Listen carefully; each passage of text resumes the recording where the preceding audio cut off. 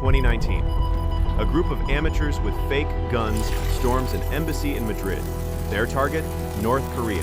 Their leader, a man the FBI would soon call a criminal. Their crime, trying to start a revolution. North Korea, 2019. The most isolated regime on Earth. Sanctions had crippled their economy. Defections were rising. And inside the country, a secret resistance was forming. Not with guns, with laptops, with passports. With a plan so audacious, it could only come from someone who had nothing left to lose. Adrian Hong Chang, Yale graduate, naturalized U.S. citizen. By 30, he had already built a reputation as the most dangerous man North Korea had never caught. His organization, Free Joseon, named for Korea's pre-occupation dynasty. His mission, topple the Kim regime. His method, find the cracks in their armor. And in 2019, he found a crack the size of an embassy. The target, North Korea's diplomatic network, 53 embassies worldwide. Each one a sovereign territory of the regime, each one potentially vulnerable. But one embassy in particular caught Hong's attention, Madrid, Spain. February 2019. The North Korean ambassador was about to leave town.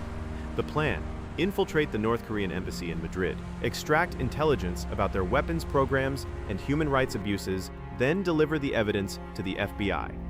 Simple, except Hong had no funding, no government backing, no training, and his team's weapons were purchased from a movie prop store in Los Angeles. February 26, 2019, 2 p.m. Hong and his team approached the embassy, a nondescript building on a quiet Madrid street. They knock. The door opens. Within minutes, they have taken control of the entire diplomatic mission. No shots fired, no alarms raised. The North Korean ambassador's staff is bound. The hard drives are being copied. 5 hours. 5 hours. That's how long the embassy raid lasted. But in those 5 hours, something went wrong. A staff member escaped through a window. The Spanish police were called.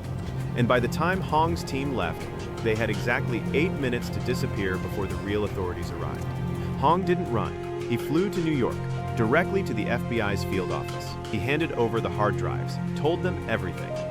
He believed the evidence of North Korean war crimes would force the US government to act. He was wrong. Within days, the FBI arrested one of his team members, and Hong became the target of an international manhunt. The US government's response: indict Hong for conspiracy to commit violence against a foreign official. But the indictment backfired. It revealed the raid's scope and the intelligence Hong had collected. Suddenly, everyone wanted to know what was on those hard drives. This is where Hong's story becomes a warning. The evidence he stole contained proof of North Korea's sanctions evasion, including their use of diplomatic bags to smuggle weapons components. But the Trump administration was preparing for a summit with Kim Jong-un.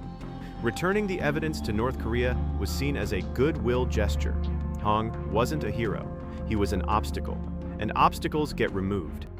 Spain issued an international arrest warrant. The FBI opened a criminal investigation, and North Korea? They reportedly sent agents to hunt Hong. He went underground, his team scattered. The revolution he had dreamed of was now just a fugitive's flight log. Journalist Bradley Hope tracked Hong's movements after the raid.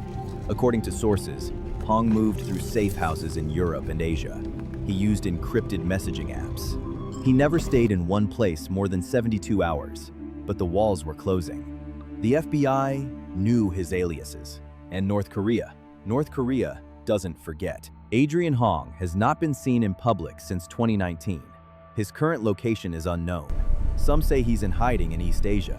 Others claim he's in Europe, assuming a new identity. But one thing is certain. The man who walked into a North Korean embassy with a fake gun and walked out with the evidence of a regime's crimes is now a ghost, hunted by 3 governments, defended by none.